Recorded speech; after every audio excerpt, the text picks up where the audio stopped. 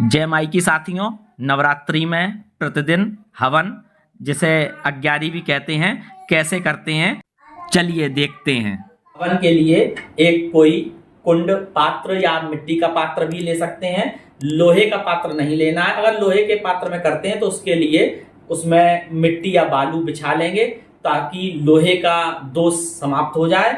और ये हमने तांबे का कुंड लिया है। सबसे पहले तांबे के कुंड या जो भी पात्र आप मिट्टी के पात्र ले रहे हैं उसका पूजन कर देंगे। रोली लगा करके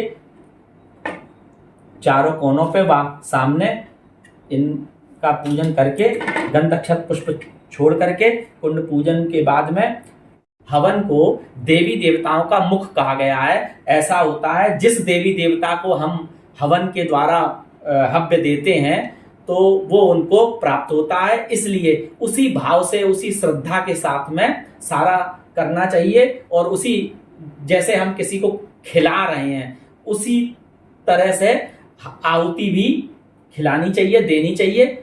हवन में खिलाने का जो नियम होता है वो कनिष्ठिका और तर्जनी, छोटी और तर्जनी अंगूठे के बगल वाली उंगली को हटा दिया जाता है। इस तरीके से अनामिका, मध्यमा और अंगुष्ठ इसके माध्यम से इस तरीके से आहुति को खिलाया जाता है, दिया जाता है। ऐसे करके फेंका नहीं जाता है।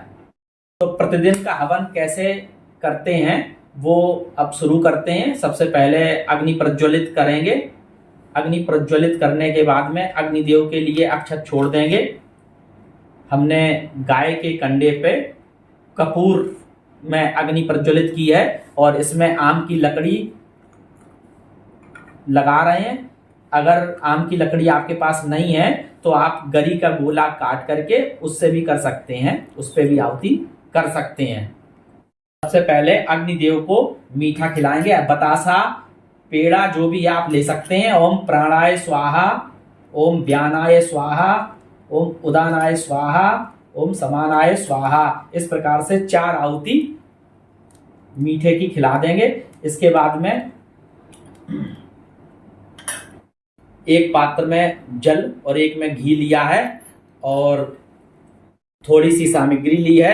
सबसे पहले 4 आहुति घी की अग्निदेव को देंगे और वापस जल में टपकाएंगे। ओम प्रजापतये स्वाहा, इदम प्रजापतये नमः। ओम इंद्राय स्वाहा, इदम इंद्राय नमः। ओम भूस्वाहा, इदम वायवे नमः। ओम स्वस्वाहा, इदम सूर्याय नमः। ओम अग्न्याय स्वाहा, इदम अग्न्याय नमः। इसके बाद में गणेश जी को आहुति देंगे।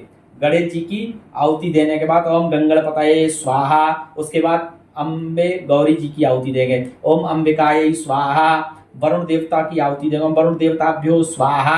इसके बाद में नवग्रह की आहुति देंगे। ओम सूर्याय स्वाहा, ओम चंद्रमसे स्वाहा, ओम भौमाय स्वाहा, ओम बुधाय स्वाहा, ओम बृहस्पतये स्वाहा, ओम शुक्राय स्वाहा, ओम शनये स्वाहा, ओम राहवे स्वाहा, ओम केतवे स्वाहा, षोडश मात्र केभ्यो स्वाहा। इस प्रकार से आहुति देने के बाद में अब माता के नाम की आप चाहें तो ओम ऐं ह्रीं क्लीं चामुंडाय विच्चे की आप 11 बार, 21 बार, 51 बार या 108 बार माला की आहुति कर सकते हैं। या दुम दुर्गाय नमः स्वाहा की आहुति कर सकते हैं। स्वाहा अवश्य बोलना है। अगर स्वाहा नहीं बोलते हैं तो आहुति पूर्ण नहीं होती है, पूर्ण नहीं मानी जाती है। इसलिए स्वाहा अवश्य कहना है। तो माता के नाम की आहुति डालनी है। ओम, और मन में मंत्र को बोलना रहता है। ओम ऐं ह्रीं क्लीं चामुंडा विच्चे स्वाहा। ओम ऐं ह्रीं क्लीं चामुंडा विच्चे स्वाहा। इस प्रकार से आप 11, 21, 51, 108 माता की मंत्र की आहुति दे सकते हैं। लोग हवन में बैठे हैं वो सभी लोग एक एक फूलदार लौंग का जोड़ा लेकर के माता को घी लगा करके अर्पित कर देंगे। ओम ऐं ह्रीं क्लीं चामुंडा विच्चे स्वाहा। ये भी 1 जोड़ा या 3 जोड़ा या 9 जोड़ा तक ये अर्पित कर सकते हैं।